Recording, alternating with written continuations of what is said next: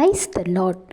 கண்ணீரின் மத்தியிலும் கவலையின் மத்தியிலும் ரொம்ப சோர்ந்து போய் உடைந்த மனதோடு பிறரின் உதவியை கூட நாட முடியாத சூழ்நிலையில் இருக்கீங்களா?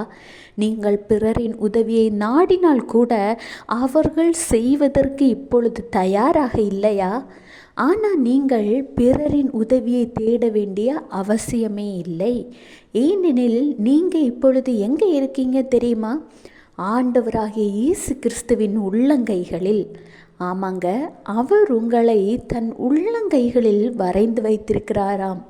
கர்த்தர் சொல்கிறார், ஏசாயா 49:16, இதோ என் உள்ளங்கைகளில் உன்னை வரைந்திருக்கிறேன், உன் மதில்கள் எப்போதும் என் முன் இருக்கிறது. உதவி செய்ய யாரும் இல்லை, கஷ்டத்தில் ஏன் என்று கேட்கக்கூட யாரும் இல்லைன்னு கவலைப்படாதீங்க. ஆண்டவராகிய இயேசு கிறிஸ்து அதிகமாய் நேசிக்கிற பிள்ளைகளுக்கு தான் இத்தகைய போராட்டங்களும் பிரச்சனைகளும் கஷ்டங்களும் இருக்கும். எதற்காக தெரியுமா? இவை எல்லாவற்றிலும் நீங்கள் பலப்பட வேண்டும். பலப்பட்டு சுத்த பொன்னாக விளங்குவதற்காகவே. ஆண்டவராகிய இயேசு கிறிஸ்துவின் பிள்ளைகளாக நீங்கள் இருக்கும் பொழுது உங்கள் தகப்பனாகிய இயேசுதான் உங்களுக்கு ரோல் மாடல். அவர் உங்களுக்கு தந்திருக்கிற அதிகாரத்தை கொண்டு நீங்களும் பொல்லாத சத்ருவாகிய சாத்தானை வீழ்த்த வேண்டும். ஆண்டவர் உங்களை குறித்து வைத்திருக்கிற அந்த சித்தத்தை நீங்கள் நிறைவேற்ற வேண்டும். உங்களுக்கு இப்பொழுது இருக்கிற இந்த பலன் ஆண்டவர் குறித்து வைத்திருக்கிற சித்தத்தை நிறைவேற்ற போதாது.